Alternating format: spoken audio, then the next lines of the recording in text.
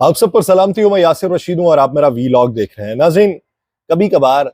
तख्त पे बैठ के जब आपको नीचे हरकारे दिखाई नहीं देते, जब आपको लोग कीड़े मकोड़े दिखाई देते हैं, जब आपको ये लगता है कि आपके पास अक्ल कुल है, जब आपको ये लगता है कि आपके पास कुली इख्तियार है, जब आप ये समझते हैं कि हमारे एक इशारे से किसी को नीस्तो नाबूद किया जा सकता है और एक इशारे से किसी के कूड़े के ढेर से उठा के तख्त के ऊपर बैठाया जा सकता है, लेकिन वक्त बदलने में देर नहीं लगती।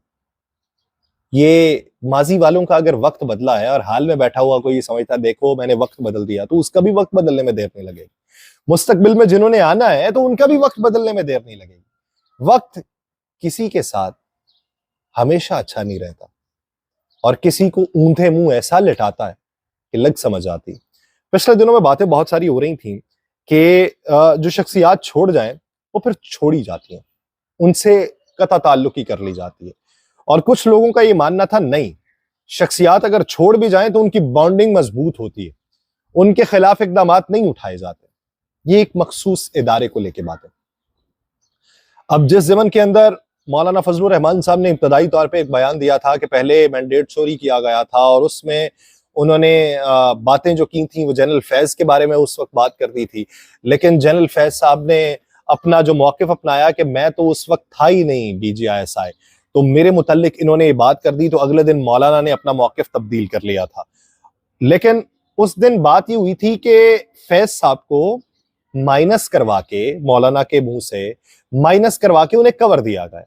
लेकिन फैज साहब के जो भाई हैं उनकी गिरफ्तारी हुई है। नायब तहसीलदार हैं वो,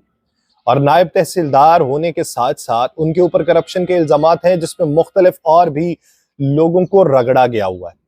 तो उनकी गिरफ्तारी का होना अब ये किस किस के लिए एक वाज़े तौर पे पैगाम है। बहुत सारे लोग ये कहते हैं कि उनकी गिरफ्तारी में जनरल बाजवा साहब का भी हाथ है, जनरल बाजवा साहब ने भी कुछ हकायक बताए हैं, लेकिन जनरल बाजवा साहब एक अपने ऊपर सकूत तारी किए हुए हैं पिछले काफी अरसे से। वो सिर्फ तभी बोलते हैं जब उनके बारे में कोई बात हुई हो, जब उनके ऊपर कोई इल्जाम लगा हो, जब माजी के किसी किस्से को दोबारा से दोहराया गया हो, तो वो किसी सहाफी के तवस्सुत से, मारूफ सहाफी हमारे यहाँ जो हैं उन्हीं के तवस्सुत से अपना पैगाम भिजवा देते हैं। जिस तरह शाहिद मिथिला साहब अक्सर औकात उनका पैगाम लाते हैं, जिस तरीके से जावेद चौधरी साहब उनके नाम को लिए हुए कोई पैगाम ले आते हैं। तो लेकिन अब की बार जो चहमगोइयां चल रही हैं वो चहमगोइयां ये हैं कि उस गिरफ्तारी के पीछे हाथ इनका है। वो हाथ इसलिए है कि कुछ चीजें जनरल बाजवा साहब के बारे में भी बहुत सारी जगहों पे हो रही हैं, लेकिन जनरल बाजवा साहब ने कार्य सरकार में कहा जाता है कि सहूलियात कुछ फराहम करने के लिए कुछ शवाहिद पेश किए हैं, लेकिन बहुत सारे लोग ये मानते हैं कि जनरल बाजवा और जनरल फैज दो अलग नहीं है, एक ही है। लेकिन बहुत सारे लोगों का ये मानना है कि पाकिस्तान तहरीक इंसाफ या इमरान खान साहब वो सिर्फ जनरल फैज को ही अपने आखिरी दिनों में वो कंसीडर करते थे, किसी और को नहीं करते थे। तो अब देखना ये है कि कंसिडरेशन जो उनकी तरफ से है वो कब तक है, और ये जो मामलात हैं ये पाकिस्तान तहरीक इंसाफ से जुड़ने की वजह से जनरल फैज साहब और उनके भाई ज़ेरे अताब हैं, या फिर वाकई अब कोई ऐसी वेव चल गई है कि जिसमें ये फैसला किया जा चुका है कि करप्शन के बारे में कोई भी एक रत्ती बराबर भी इकदाम अगर उठाने की जरूरत पड़ी तो उठाया जाएगा। तो सौ बिस्मिल्लाह अगर इसी तरीके से ऐसे सलाम अकीदत पेश करते हैं, लेकिन हमारे यहाँ पे विक्टिमाइजेशन हमें ज्यादा दिखाई देती है और हर दौर में दिखाई देती भी रही है। दूसरी तरफ कल मैच था Pakistan Super League 9th edition का फाइनल का मैच था इस्लामाबाद यूनाइटेड और मुल्तान सुल्तान के माबैन। जब ये मैच कांटेदार होने के बाद जीत लिया गया, तो इससे पहले एक बार बात ये हुई थी कि एक प्लेयर से ये पूछा गया था, मैं नाम नहीं लूंगा क्योंकि इसमें बहुत सारे नजरियात आ जाते हैं और फिर मुखालिफत में लोग इंतहा तक भी पहुंचते हैं। मैं एक प्लेयर का नाम नहीं लूंगा। उस प्लेयर से ये सवाल किया गया था कि इस वक्त गजा के ऊपर जो बमबारी चल रही है, गजा में इस वक्त जो सूरत हाल देखने में आ रही है और जो इजराइल की तरफ से सूरत हाल को इस हद तक गंभीर बना दिया गया है कि ये नस्ल कुशी का मुतरादिफ है, तो पूरी दुनिया में आवाजें बुलंद हो रही हैं, तो आप उसके बारे में क्या राय रखेंगे। तो उनका आगे से जवाबन ये कहना था कि मैं एक खिलाड़ी हूं और हमें इस चीजों में नहीं पड़ना चाहिए, हमें सिर्फ खेल तक महदूद रहना चाहिए, ये सियासत के अंदर नहीं पड़ना चाहिए। ये उनकी तरफ से जवाब था जिसके ऊपर पूरी एक वेव चली, लोगों ने बातें की, सोशल मीडिया के ऊपर बहुत सारी बातें होती रही और उस पे तनकीद का निशाना बनाया गया, उन्हें भी कुली तौर पे, टीम्स को भी, खिलाड़ियों को भी, कि ये मतलब परस्त होते हैं, इन्हें सिर्फ अपने आप से मतलब होता है। तो उसके बाद कल के मैच में वही टीम जो है वो जीती है, उन्हीं की टीम जब जीती है तो फिर उनके कप्तान की तरफ से सबसे पहले फलस्तीन का झंडा लहराया गया। फलस्तीन का झंडा लहराने के बाद पूरी टीम ने जो झंडा था वो अपने ऊपर ओढ़े,